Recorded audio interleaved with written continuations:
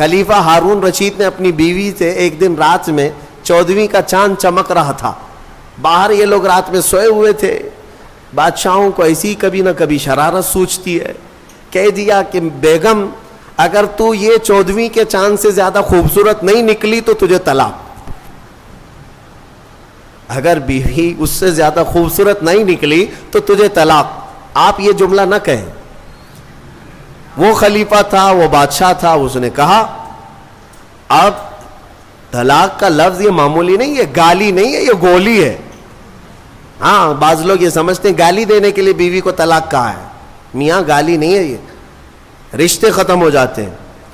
دوسرے دن یہ مسئلہ اٹھا، ملکہ نے، بیگم نے مسئلہ رکھا کہ آخر میری طلاق ہوئی یا پھر میں نکاح میں ہوں، یہ کیسے پتا چلے گا کہ میں چاند سے زیادہ خوبصورت ہوں کہ نہیں، یہ کون بتائے گا؟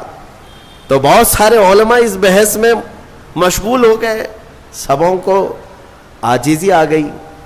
بڑے فقیہ تھے اس زمانے میں، ایک بہت بڑے فقیہ، ان کے پاس جب یہ مسئلہ پہنچا، غالباً امام شافعی رحمۃ اللہ، تو ان کے پاس یہ مسئلہ پہنچا تو یہ جو بڑے فقیہ تھے انہوں نے پوچھا کہ کیا مسئلہ ہے؟ کہا کہ ایسے ایسے خلیفہ ہارون رشید نے کہا ہے۔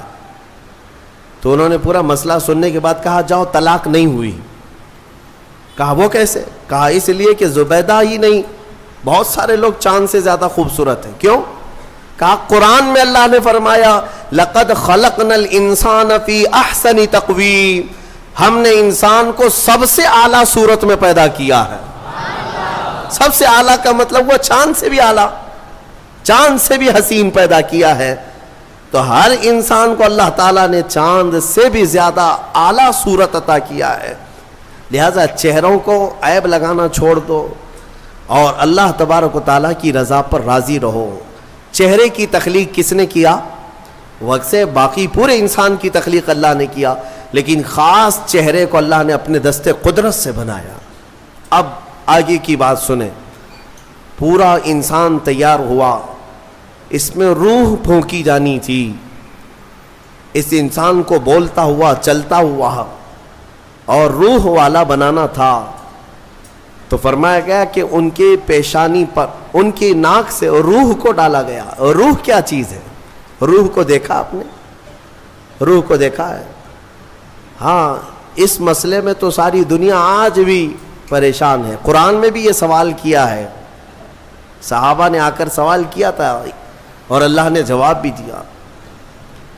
آج دوسری قوموں والے بھی اس بات کو مانتے ہیں کہ آتما ایک نراکار ہوتی ہے، یعنی دکھتی نہیں ہے، روح دکھتی نہیں ہے، لیکن ہے کیا چیز ہے؟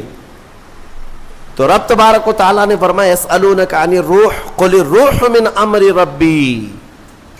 اے محبوب، آپ سے لوگ روح کے بارے میں سوال کرتے ہیں، آپ فرما دیں روح اللہ کا ایک حکم ہے، یہ نور ہے۔ جس طرح روشنی پھیلی ہوئی ہے پکڑ میں نہیں آتی اور پتہ نہیں چلتی، روح اسی طرح ایک نور ہے۔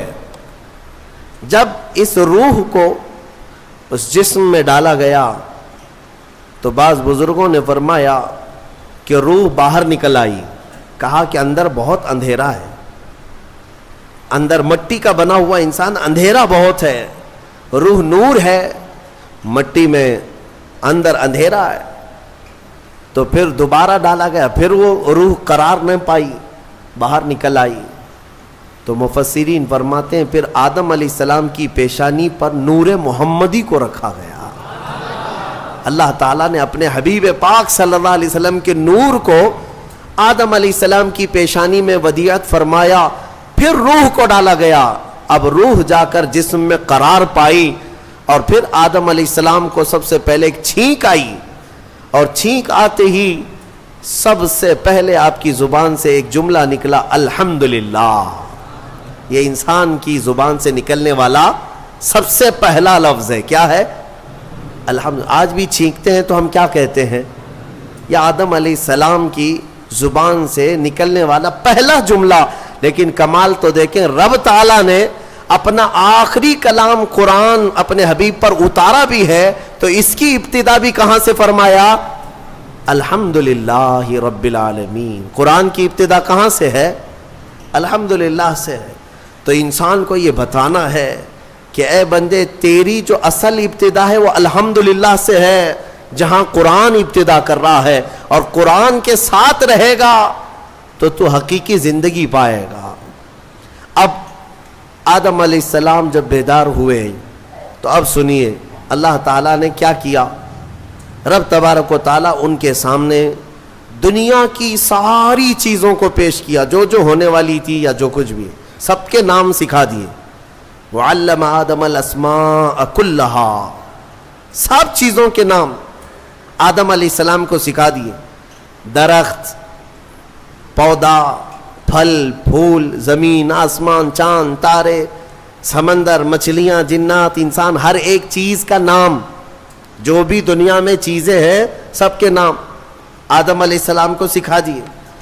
اب اس میں کیا کیا چیزیں ہیں، سب چیزیں کا مطلب کیا ہے؟ سب آ گیا نا. ہمارے بھی نام سکھائے ہوں گے اللہ نے، تمہارے بھی نام سکھایا. اب مسئلہ یہ تھا کہ فرشتے جو پوچھ رہے تھے نا ایسے کو کیوں خلیفہ بنائے گا، اب فرشتوں کو اللہ نے بلایا. آؤ، پھر یہ دنیا کی چیزوں کو فرشتوں کے سامنے پیش کیا گیا. بتاؤ اس کا نام کیا ہے، اس کا نام کیا ہے. نئی نئی چیزیں فرشتوں کے سامنے پیش کی گئیں تو فرشتے کہنے لگے قالوا لا علم لنا الا ما علمتنا، مولا ہم کو تو اتنا ہی معلوم جتنا تو نے سکھایا، یہ سب چیزوں کا تو علم نہیں ہے، ہمیں پتہ نہیں ہے. تو پھر آدم علیہ السلام سے کہا گیا آدم تم بتاؤ، انبئہم باسمائہم، آدم ان کو یہ سب چیزوں کے نام بتاؤ. آدم علیہ السلام نے ناموں کی ابتدا جو کی، حدیث میں ہے، موجود ہے تفسیر میں، ساری دنیا کی چیزوں کے نام آدم علیہ السلام نے فرشتوں کے سامنے بتا دیے. جب ساری چیزوں کے نام بتا دیے تب فرشتوں کو حکم ہوا اب آدم کو سجدہ کرو. آدم علیہ السلام کے سامنے سارے فرشتے جھک گئے، سجدے میں چلے گئے. لیکن ایک بات بتا دوں، یہ سجدہ تعظیم کا تھا، عبادت کا نہیں. عبادت کا سجدہ کس کے لیے ہے؟ صرف اللہ کے لیے. سنی جانتے ہیں الحمدللہ اللہ کے علاوہ کسی کو سجدہ جائز ہے؟ نہیں جائز، صرف سجدہ اللہ کا ہے. لیکن آدم علیہ السلام کو جو سجدہ کرایا گیا تھا وہ تعظیم کا سجدہ تھا، ان کے علم کی تعظیم. اب حکم جو ہوا ہے وہی قرآن میں آج ہم نے پڑھا ہے. اللہ نے فرمایا سب کے سب سجدہ کرو، سب سجدے میں چلے گئے. پتہ ہے ایک تھا ابلیس جو غرور کی وجہ سے سجدہ نہیں کیا، کھڑا رہا. ابلیس کون ہے؟ یہ شیطان جس کا نام عزازیل. یہ کون ہے؟ فرشتوں کو تعلیم دینے کے لیے اس کو مامور کیا گیا تھا. اس کو معلم الملائکہ کہتے ہیں. بعضوں نے اس کو فرشتوں میں شمار کیا، لیکن مفسرین کی اکثر رائے یہ ہے کہ وہ جنات میں سے تھا. ابلیس کس میں سے تھا؟ جنات میں سے تھا. لیکن فرشتوں کے ساتھ رہتا تھا اس لیے حکم اسے بھی تھا. حالانکہ وہ اللہ کی بہت عبادت کیا ہے، بہت عبادت، اتنی عبادت کیا ہے کہ اس کے سجدے اگر زمین پر پھیلا دیے جائیں تو ایک رائی کے دانے کے برابر بھی جگہ خالی نہیں ہوگی. اتنے سجدے اللہ کے کر چکا، لیکن اس وقت سجدہ نہیں کیا. تو رب تعالیٰ نے سوال فرمایا قال ما منعک الا تسجد اذ امرتک، تو سجدہ کیوں نہیں کیا جبکہ میں نے تجھے حکم دیا تھا. قال انا خیر منہ، کہنے لگا اے مولا میں اس سے بہتر ہوں، آدم سے میں بہتر ہوں. خلقتنی من نار وخلقتہ من طین، تو نے مجھے آگ سے بنایا ہے اور اسے مٹی سے بنایا ہے. آگ بلند رہتی ہے، مٹی نیچے رہتی ہے، بلند آدمی نیچے والے کو سجدہ کیسے کرے؟ ہاں یہی غرور ہے. اب اس سے پتہ چلا کہ کائنات کا سب سے پہلا گناہ وہ تکبر ہے، غرور، گھمنڈ، میں پن، کہ میں یہ ہوں اس کے سامنے کیوں جھکوں. یہ ابلیس کی یہیں سے خصلت شروع ہوئی. اللہ تعالیٰ نے فرمایا تو نے آدم کو دیکھا لیکن یہ نہیں دیکھا کہ حکم میرا تھا، حکم اللہ کا تھا. فاخرج منہا فإنک رجیم، آج سے تو ہمارے دربار سے نکل جا اس لیے کہ تو مردود ہو گیا. راندہ بارگاہ، ہمیشہ کے لیے اس کو مردود قرار دے دیا گیا. یہ واقعہ میں بتا رہا ہوں آپ کو، یہ آج سورہ اعراف کے شروع میں ہی آیا. تو ابلیس نے کہا اے اللہ تو نے مجھے نکال دیا اپنے دربار سے، فرشتوں کی جماعت سے، انظرنی الی یوم یبعثون، بس مجھے قیامت تک کی مہلت دے دے. بس وہ رب تعالیٰ سے ڈائریکٹ چیلنج کر رہا ہے، اللہ سے چیلنج کر رہا ہے، مجھے تو ٹائم دے دے. بس کیا کرے گا؟ کہتا ہے قال رب بما اغویتنی لاقعدن لهم صراطک المستقیم، بس تو مجھے ٹائم دے دے، قیامت تک تیرے جتنے بندے آئیں گے میں سیدھے راستے پر بیٹھ جاؤں گا.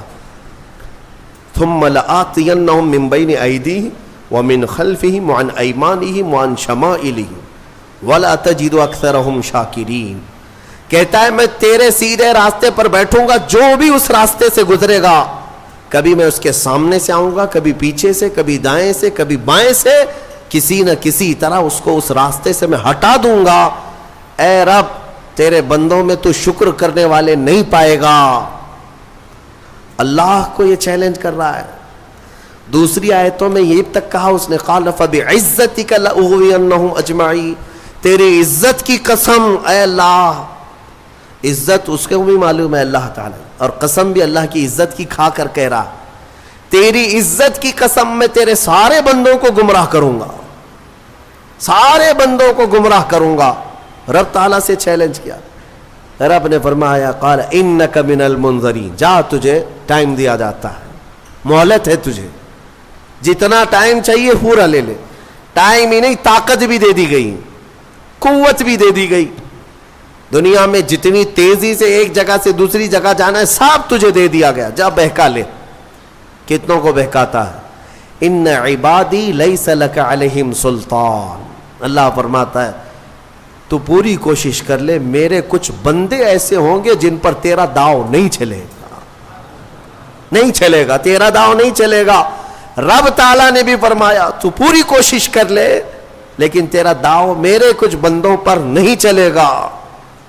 وہ کون سے بندے ہیں؟ ان بندوں کے بارے میں ابلیس بھی مان گیا، شیطان بھی مانا، کہنے لگا ہاں ہاں ہے تیرے کچھ بندے. وہ کون ہیں؟ الا عبادک منہم المخلصین، یہ وہ بندے، ہاں مولا تیرے کچھ بندے ایسے ہوں گے جن پر میرا داؤ نہیں چلے گا. وہ کون ہے؟ وہ بندوں کی جماعت کو مخلصین کی جماعت کہا جاتا ہے کہ وہ اگر عبادت کرتے ہیں تو نہ ادھر دیکھتے نہ ادھر دیکھتے ہیں، وہ خالص تیری رضا کے لیے کرتے ہیں.